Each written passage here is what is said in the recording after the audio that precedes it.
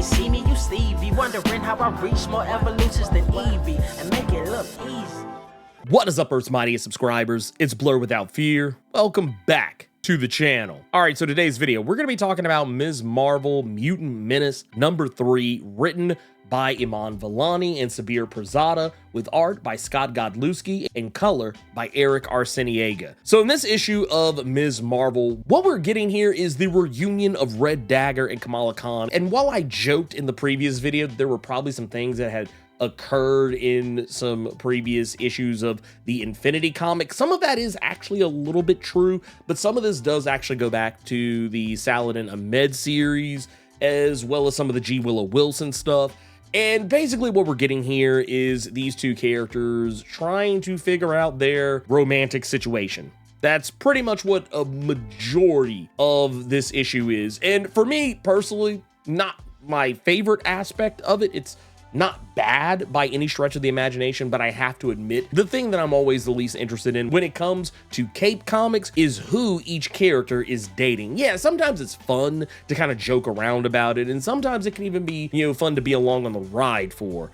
But a lot of times I'm just kind of like, good for them, and that's pretty much it. It's not a bad thing, it just is what it is. It's just not my thing. But that said, I think that it is handled, for the most part, pretty well. There's definitely some moments here where you get the impression that whatever is going on between Kamala and Red Dagger and Bruno, it is definitely going one way and one way only. That said, we also get to learn exactly what was in those little boxes that Dr. Nikita Gaia had received from Orchis, and it is a little bit of what I initially thought, but is used in a way that I wasn't exactly sure how it was going to play out. But learning what was in those boxes has pretty much made me 100% certain about what it is Dr. Nikita Gaia was planning in issue #1. I go back to what I said earlier about some of the writing in this. I feel like Iman Vellani and Sabir Pirzada did a really good job, even though it's not something that I particularly care for, of kind of setting the table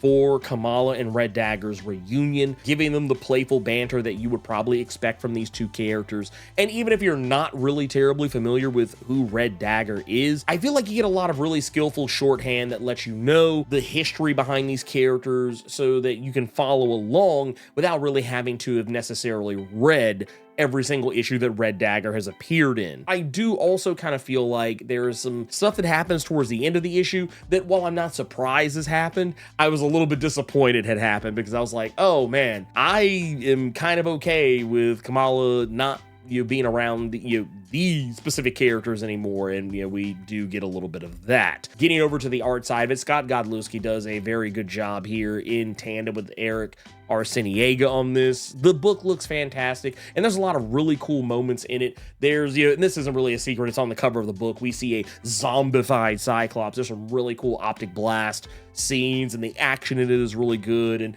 the color around it, especially in regards to what's going on with the optic blast, like, it makes it just look really vibrant, and I love it. Getting into the spoiler territory of it, if you're wondering why Red Dagger doesn't have his memories of Kamala Khan and Ms. Marvel wiped, and seems to be more aware of the fact that there's something screwy going on with the fact that no one seems to remember that Ms. Marvel and Kamala Khan supposedly had died. The reason why is because when Emma Frost was going around and wiping the minds of everyone who was close to her, and really anyone who had any knowledge of Ms. Marvel or Kamala Khan, especially those who knew they were the same person, Red Dagger just so happened to be missed because he doesn't typically hang around in New Jersey. He tends to hang out in Karachi, which is in Pakistan, which is, for all intents and purposes, a half a world away from New Jersey. I mentioned earlier that there was something going on with the boxes that Dr. Nikita Gaia received in the previous issue. In the previous video, I said that it could potentially be mutant bodies in those boxes, and turns out that's exactly what it was. There were mutant bodies in them, and we see exactly what some of those bodies were.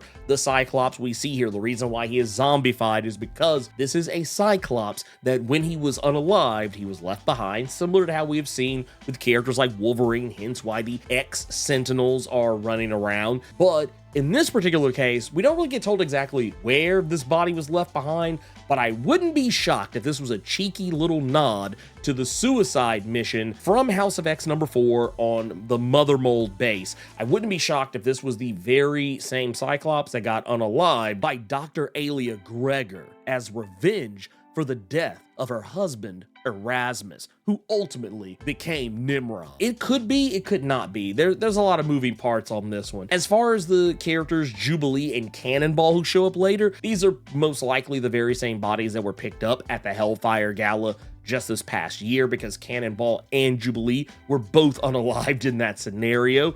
And the Nightcrawler is another story altogether, because technically Orchis has been parading around a Nightcrawler corpse on the Phobos base, but they don't have access to that base anymore, so this just might be a different Nightcrawler altogether. Honestly, at the end of the day, it's not even really important where these particular corpses came from, but it does just reiterate the notion that Krakoa was incredibly sloppy with how they handled the dead bodies that the mutants that have been unalived in the service of Krakoa had left behind. As for what it made me understand that Dr. Nikita Gaia is doing with those different corpses, I am of the impression Dr. Nikita Gaia likely has in that last container the corpse of Ms. Marvel's original body. Now, for those that don't remember, in Amazing Spider-Man number 26, that was where Kamala Khan was unalived by Rabin, who thought that he was stabbing Mary Jane Watson in the back, but it was actually Kamala Khan who was being unalived in that particular instance. Something tells me that's her body, hence why she was trying to have the classic Ms. Marvel costume put together. She's going to try to use this Ms. Marvel most likely in an effort, maybe make Ms. Marvel look worse in the eyes of New Jersey and, I guess the American people as a whole, considering the fact that right now public opinion on Ms. Marvel is incredibly divided now that she is more open about being a mutant these days. And I don't really know the deeper end game of it there, but that's just basically kind of where my head's at on this. Now, when we get over to what's going on with her powers, we still have no answer to that. But earlier I mentioned that there was a certain group of people Kamala used to hang out with who show up in this issue, and that's the Inhumans. The Inhumans, well, they only really show up at the very, very, very end of this, the very final page of this issue. One thing that I can definitely say is that whatever is going on with her powers, it's very likely something to do with her emerging mutant X gene, because whatever is going on, it seems like her power is just kind of going out of whack right now. And we know that her mutant X gene is supposed to become active at some point. The whole idea of going through Terrigenesis, for all intents and purposes, shut off her X gene. And now that X gene seems to be ready to awaken at any moment, maybe that's what's causing her Inhuman physiology to go haywire. But whatever's going on, it seems like the Inhumans have some kind of a way to fix whatever it is that's going on with her, and something tells me it's probably going to have to do with turning off that X gene.